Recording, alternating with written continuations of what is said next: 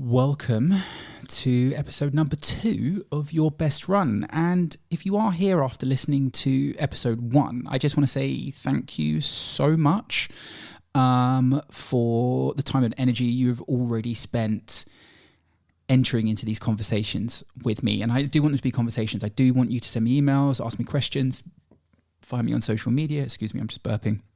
I promise to do this in one take and not edit. So, warts and all kind of stuff. But welcome to episode number 2 of Your Best Run. And in this episode, me, Chevy Ruff, your running and strength coach, I'm going to be talking through goal setting, right? And I'm going to be talking about how to set goals that are actually achievable for people who are in one of a few different positions.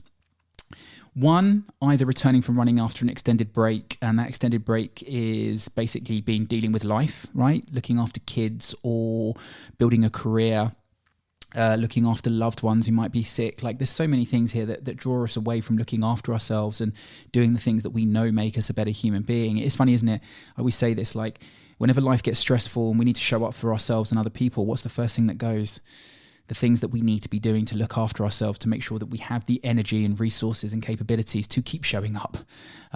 So, if you are someone who has had to show up in other ways in life and maybe hasn't been able to look after yourself as well as you have done historically, then this one is for you. If you're someone who's been injured and trying to return to running and you're trying to think about setting yourself achievable goals, or you're just struggling to get going, you're struggling to find anything that is achievable and sustainable, this one's for you. Or if you are someone who does set goals for yourself and you find those goals are just a bit too lofty and you start out with good intentions, but you just never really deliver on the end product, then this might help you as well. Or if you're just someone who's interested in how I set goals and set milestones for my athletes, then listen along. So, let's just say you are someone who has run, right? Let's just say you're a runner who used to run marathons, used to be able to run 5, 10Ks on the weekend, no problem at all. But now you're struggling to run for a bus. First of all, well done for the fact that you once achieved those lofty heights of being able to run marathons or just be able to get out the door and run 5K. If you've done it before, you could do it again. But I get that it sucks that you can't do it anymore. But remember what we said in episode 1, comparison is the thief of joy. So let's look forward. But here's what this episode is about. This is what the conversation I want to have with you. Let's not set our gaze on the horizon too far out. Let's just start to break it down brick by brick. Let's stop making it an impossible mission of how will I ever run a marathon again. And let's just start to think about how over the next 14, 30, 60 days, we can start to build the habits, the systems, the routines, and the behaviors that can get us back to a place where we potentially can start to train for the type of races that motivate us, that we love to do, that we enjoy. Or just to a place where we can stay consistent with training. Because I'm guessing where you are in life right now, yes, it's important to maybe get back to races, but it's not so much about PBs. You're probably here listening to this right now, this episode, or you're probably someone who follows along to kind of how I work because you've kind of realized that actually running is more than the medals. Actually, you just want to be moving in a healthy way. You want to have the energy. You want to have the sharpness about you. You want to have this thing that helps you unwind from the day, process your day, organize your to-do list, that helps you show up for loved ones, show up for the challenges of work. And you want to be able to do this thing that makes you a healthier, better version of yourself into your 40s, 50s, and 60s. You want to pass over a body now into the next decade that you know will keep you doing the things that you love, right? Basically, what I'm trying to say is you're just realizing there's more to running. There's more to movement. It's more important maybe than the bit of bling. We love a bit of bling. We love the PBs, but actually you are just in a position where you just want to feel healthy again. You want to feel better. You want to feel good about yourself. And you believe that running is a mechanism to be able to do that. It's a vehicle to be able to do that. So, and if that is you as well, again, I hear you. I understand that. And I'm sorry you're feeling this way, and I'm sorry you're stuck in a rut. But as we said in episode 1, comparison is the thief of joy. So let's look forward and let's look at that timeline. And let's actually not be looking at the marathon that you want to complete again or getting back to running 4 or 5 times a week. Let's think about just what you can do in the next couple of weeks. And what I talk about here is my relationship with my athletes. I never program further out than really a couple of weeks. And when I start programming out a couple of weeks, it's usually after I've spent quite a bit of time with athletes and I understand them. My data is quite good on them, right? The algorithm on my algorithm is quite good. I understand the flows of their life and the flows of their energy. So I start to feel confident that I can program a couple of weeks out. This is why I have a problem with people downloading 16-week training plans, because how does that 16-week plan know how I'm going to feel in week 13 when I've got to do a fast run, long run, whatever it may be that's going to require a lot of energy and is high stress? How is it going to know what my stress levels are like that week? How is it going to know how I've slept the last couple of days, right? How is it going to know my workload that I've got going on, and suddenly these projects that I've got to deliver on that have been thrown my way by, a boss that I don't really like and have fallen out with over the last couple of months, and life is getting really hot, right?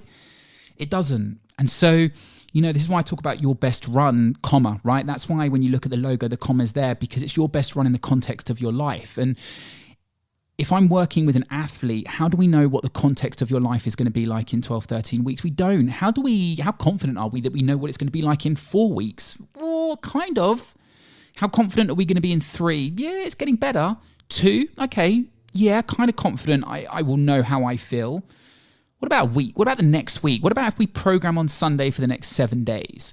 How confident are you to be able to say, well, this is where my stress is probably going to be high, my energy is going to be low, this is when I have time to train, this is when I have time to do easier things, this is when I can probably do harder things. Like, your algorithm is much more trustworthy. We stop being so optimistic and we start being realistic, right?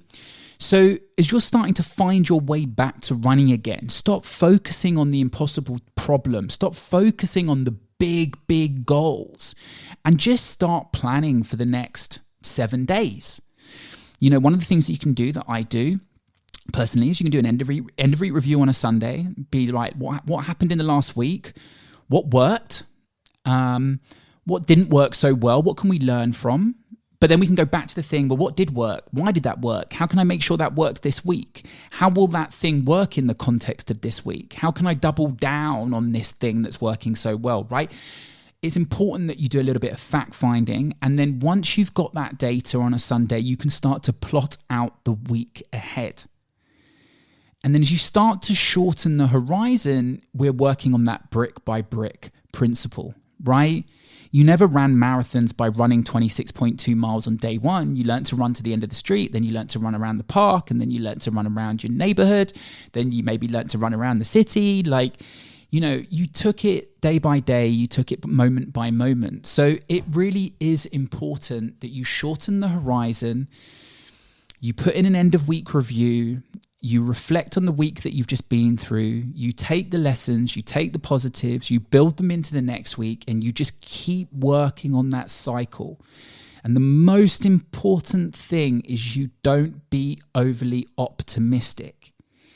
If you know that the most important thing for you is to do your rehab exercises, then that's just the thing that you need to program in. That needs to be your priority. You need to spend all your time and energy on that one thing. And then once those exercises, or once time aside for exercises has become a habit that you can trust is going to happen even when you're a little bit tired, you can then move on to the next thing, Like, build one run in for the next 3-4 weeks, and then build 2, and then do that for another 3-4 weeks, and then build 3. Right? This is a long-term game that compounds over a lifetime. This is about what type of runner do you want to be in the next decade of your life and beyond. So when you start to zoom out and look at your life and you look at that long horizon, you can start to think, well, actually, I've got a lot of time to figure these things out. So let me just spend the energy wisely of embedding one habit at a time, and let me focus on things week by week. So shorten your horizon. As always, if you've got any questions, you can get me at chevy@chasingprojects.com. I will happily answer any questions that you have, or if you have any topics or questions that you would like me to talk about on future episodes, let me know. Please do write me reviews, because I need to know if this is hitting the mark or not. I need to know how I can improve. So Please do leave me a review or send me your thoughts. Super appreciated. And more importantly, just good luck on your journey moving forward. You're not alone. You really are not alone. If you are trying to find that momentum again, speak to me. I will happily help where I can and offer any guidance or advice. But I'm thinking of you. Keep running. Keep trying to achieve your best run based on the context of your day in life, here and now, not who you used to be or not who you hope to be down the line. Think about where you are today and keep moving. Chasing 19, over and out.